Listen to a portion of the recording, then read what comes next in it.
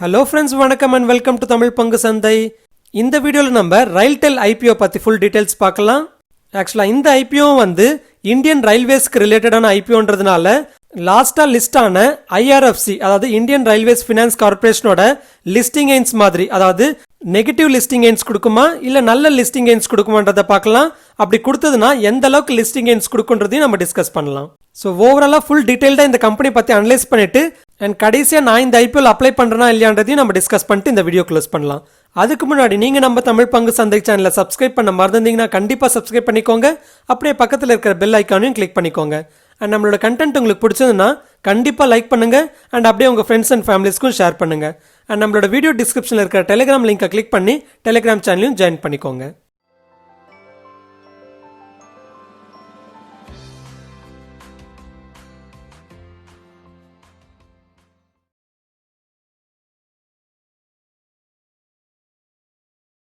Okay, first இந்த ரயில்டெல் கம்பெனியை பற்றி பார்க்கலாம். ஸோ இந்த ரயில்டெல் கம்பெனி வந்து 2000ல் ஸ்டார்ட் பண்ணாங்க. இது வந்து public sector company, so government of இந்தியாவோடது. அண்ட் இதோட அட்மினிஸ்ட்ரேஷன்ஸ் வந்து ரயில்வே மினிஸ்ட்ரி கீழே வரும். ஸோ இந்த கம்பெனி வந்து இன்ஃபர்மேஷன் கம்யூனிகேஷன் டெக்னாலஜி அதாவது ICT, ஸோ இந்த ICTயோட இன்ஃப்ராஸ்ட்ரக்சர் ப்ரொவைடராக இருக்காங்க. அண்ட் இவங்க வந்து நம்ம இந்தியாவில் one of the largest telecom infrastructure ப்ரொவைடராகவும் இருக்காங்க. அண்ட் இந்த ரயில்டெல் கம்பெனியை வந்து மினி ரத்னா அப்படின்னு சொல்லுவாங்க. அதாவது சென்ட்ரல் பப்ளிக் செக்டர் கம்பெனிஸ்லேயே வந்து அவங்களோட ஃபினான்ஷியல்ஸ் அண்ட் மற்ற சில டேட்டாவை வச்சு நிறைய கிளாசிஃபிகேஷன்ஸ் பண்ணுவாங்க. ஸோ அப்படி எந்தெந்த மாதிரி கிளாசிஃபிகேஷன்ஸ் பண்ணுவாங்கன்னு பார்த்தீங்கன்னா மகாரத்னா, மினி ரத்னா, நவரத்னான்ற மாதிரி கிளாசிஃபிகேஷன்ஸ் பண்ணுவாங்க.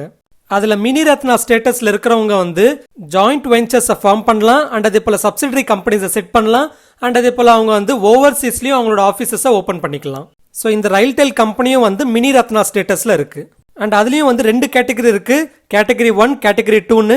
மினி ரத்னா கேட்டகரி 1னா அந்த கம்பெனி வந்து 500 crores அவங்களோட கேபிட்டல் எக்ஸ்பெண்டிச்சர் பண்ணிக்கலாம், இல்லை அவங்களோட நெட்வொர்த் எவ்வளவோ அவ்வளோ அளவுக்கு அவங்க வந்து கேபிட்டல் எக்ஸ்பெண்டிச்சர் பண்ணிக்கலாம்.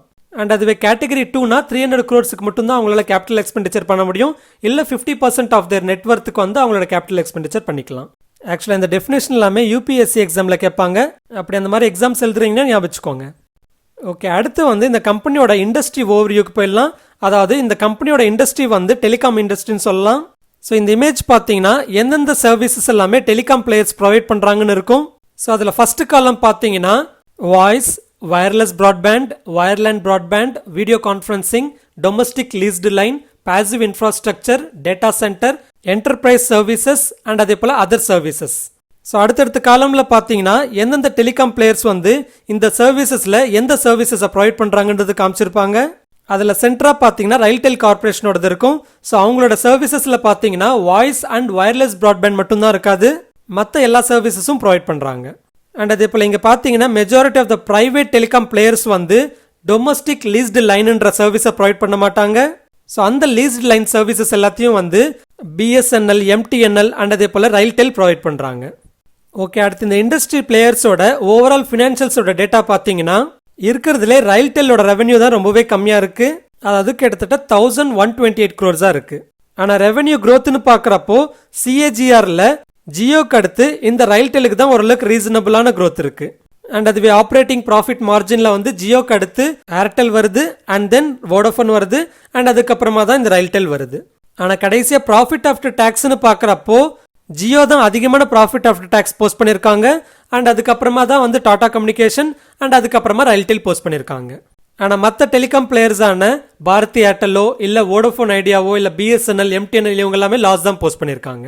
ஸோ அந்த ப்ராஃபிட் போஸ்ட் பண்ண ஜியோ, டாடா கம்யூனிகேஷன் அண்ட் அதே போல் ரயில்டெல்லை கம்பேர் பண்ணுறப்போ ப்ராஃபிட் மார்ஜின் வந்து ரயில்டெலுக்கு தான் அதிகமாக இருக்கு அண்ட் அதே போல் ரிட்டர்ன் ஆன் கேபிட்டல் எம்ப்ளாய்டும் வந்து ரயில்டெலுக்கு தான் அதிகமாக இருக்கு.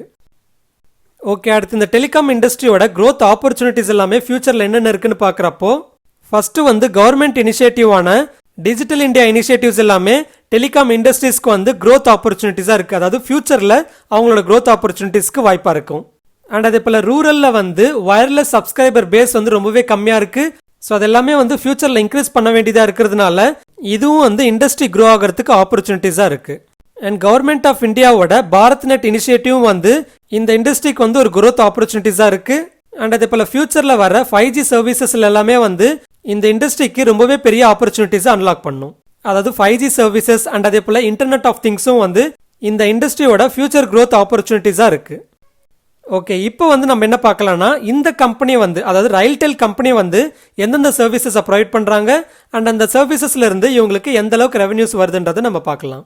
ஸோ ஃபஸ்ட்டு பார்த்தீங்கன்னா டெலிகாம் நெட்வொர்க் சர்வீசஸ். இதில் ஃபர்தராக வந்து எந்தெந்த சர்வீசஸை ப்ரொவைட் பண்ணுறாங்கன்னு பார்க்குறப்போ என்எல்டி அதாவது நேஷனல் லாங் டிஸ்டன்ஸ் அண்ட் இதே போல் ஐஎஸ்பி அதாவது இன்டர்நெட் சர்வீஸ் ப்ரொவைடர்.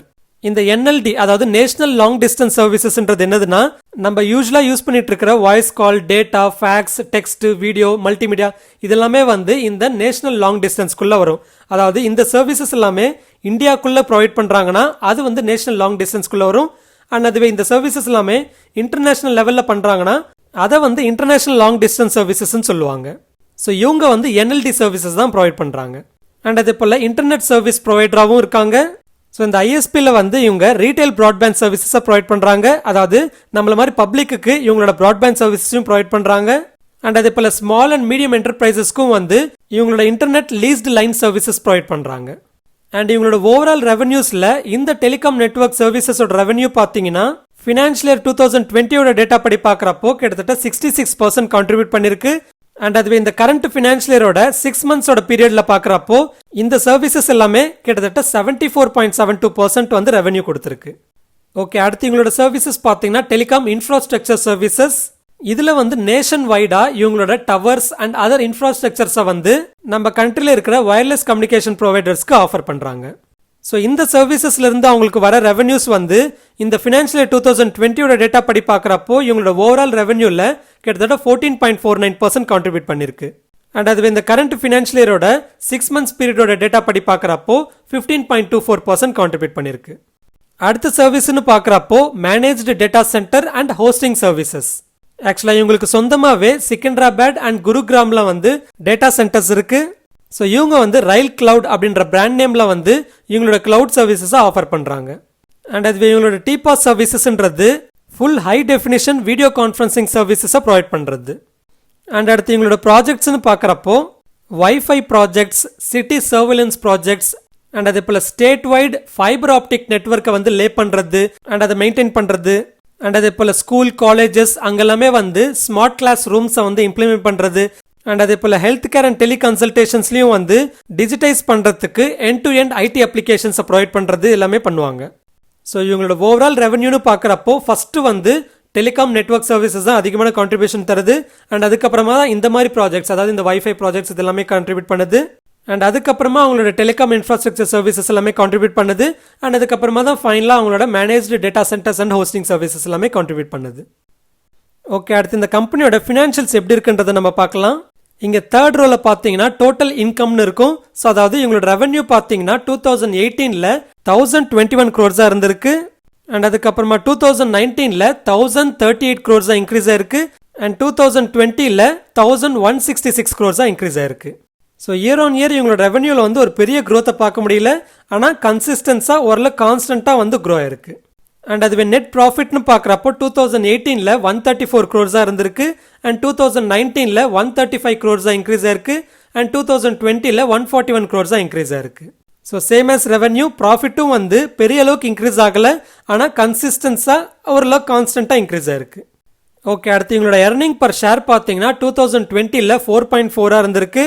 அண்ட் இந்த லாஸ்ட் 6 மந்த்ஸில் வந்து 1.42 இருந்திருக்கு.